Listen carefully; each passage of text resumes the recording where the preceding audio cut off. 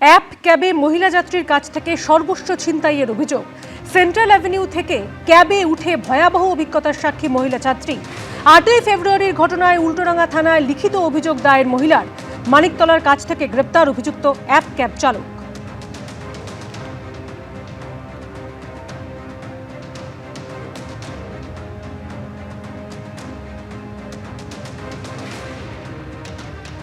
App ক্যাবের মধ্যে একজন মহিলাকে তুলে তাকে সর্বস্বান্ত লুট করার অভিযোগ। এই মুহূর্তে আমরা রয়েছি শোভাবাজার এবং বিডন স্ট্রিটের কাছাকাছি। ঘটনার সূত্রপাত গত 8 তারিখ। লালবাজার সূত্রে খবর, এই যে রাস্তা, এখান থেকেই একজন মহিলা অ্যাপ ক্যাবে ওঠেন। তিনি রাজারহাটের উদ্দেশ্যে যাওয়ার তার কথা ছিল, কিন্তু অ্যাপ ক্যাব চালক যে নির্দিষ্ট রুটে তাকে নিয়ে যাওয়ার কথা সেই রুটে না নিয়ে গিয়ে একটা অন্ধকার রাস্তার মধ্যে নিয়ে গিয়ে ওই মহিলাকে আটকে দেন এবং তারপরেই ওই মহিলার যাবতীয় বিলঙ্গিংস, তার যেগুলো সোনার গয়না, সেগুলো লুট করেন।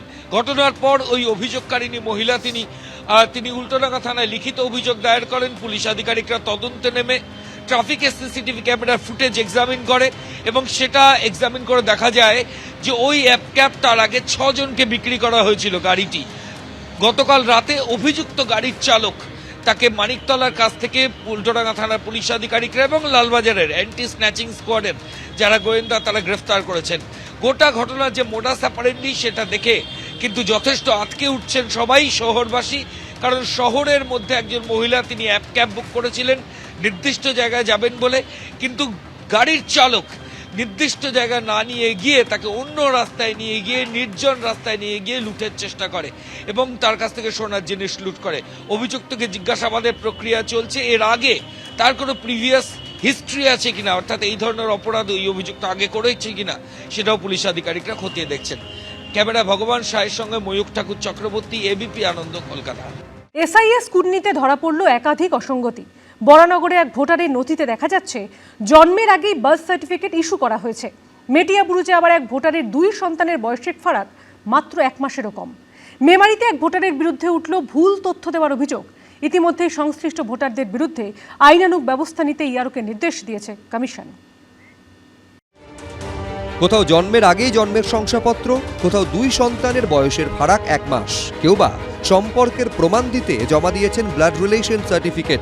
এসআইআর আবহে এমনই সব কাণ্ড দেখে তাজ্জব বনে গেছেন নির্বাচন কমিশনের আধিকারিকরা। নির্বাচন কমিশন সূত্রে খবর, স্ক্রুটিনি চলাকালীনই বরানগর বিধানসভা এলাকায় এক ভোটারের দেওয়া নথিতে দেখা যাচ্ছে তার জন্মের তারিখ 1993 সালের 6ই মার্চ, অথচ 1993 সালের 4 মার্চ অর্থাৎ জন্মের 2 দিন আগেই ইস্যু করা হয়েছে শংসাপত্র। কি করে তা সম্ভব, সেই নিয়ে উঠছে প্রশ্ন। খালাকে জিজ্ঞেস করুন, খালা সুপ্রিম কোর্টে গেছিল তো। খালা 26 দিন অন্তর যারা বাচ্চা হয়েছে তাদের জন্য সুপ্রিম কোর্টে গেছিল। যে অফিসার ইস্যু করেছে সে অফিসারকে সাসপেন্ড করা উচিত।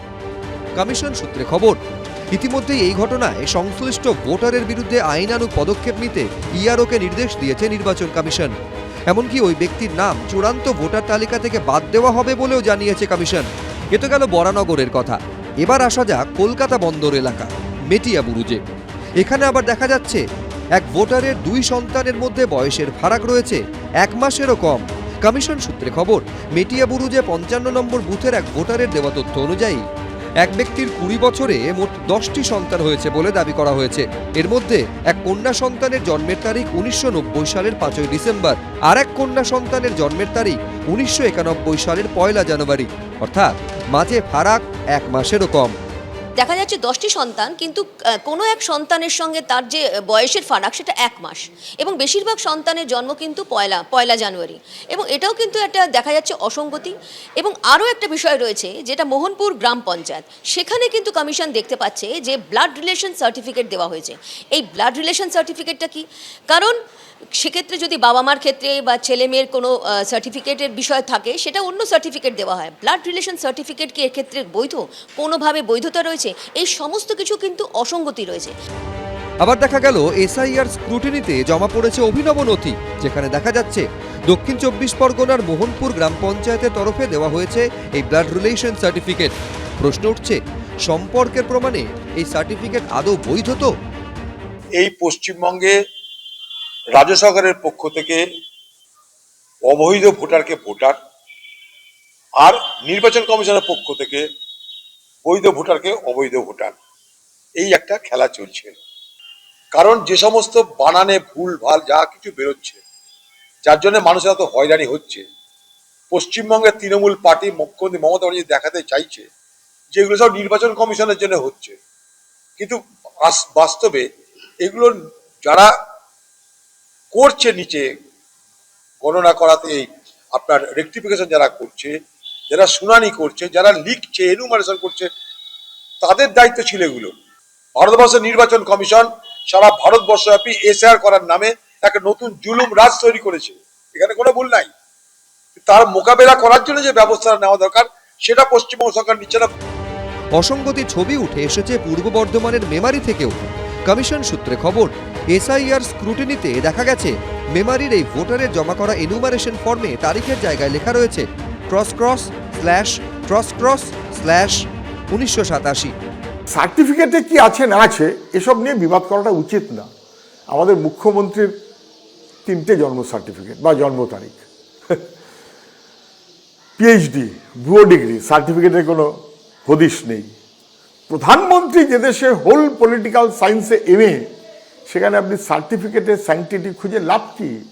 বিজেপি তৃণমূলের পাল্লায় পড়ে আরও অনেক জিনিস আমাদের আস্তে আস্তে যাচ্ছে এবং যাবে, ধ্বংস করার মনোভাবেই রাজ্যটাকে নিয়ে যাওয়া হচ্ছে। জাতীয় নির্বাচন কমিশন এসআইআর নিয়ে যেভাবে অল্প সময়ের মধ্যে বিপুল কাজ চাপিয়ে দিয়ে মানুষকে হয়রান করছে, তার সঙ্গে আবার নানা রকম প্রবলেম হচ্ছে, সফটওয়্যারের প্রবলেম, এর প্রবলেম, তার প্রবলেম, এমন সব এই তড়িঘড়ি করে চাপিয়ে দিতে গিয়ে করেছেন যে এরা বিজেপি রাজনৈতিক স্বার্থ চরিতার্থ করতে, ফলে একটা দুটো এদিক ওদিক নানা রকম প্রশ্ন শোনা যাচ্ছে, সেগুলো প্রশাসনিকভাবেই সব ঠিকঠাক করার ব্যবস্থা করছে। ইতিমধ্যে এই ঘটনায় আইনানুগ পদক্ষেপ নিতে ইআরওকে লিখিত নির্দেশ দিয়েছে নির্বাচন কমিশন। রুমা পাল, শিবাশিস মৌলিক, রাজীব চৌধুরীর রিপোর্ট, এবিপি আনন্দ। এবিপি আনন্দ, এগিয়ে থাকে, এগিয়ে রাখে।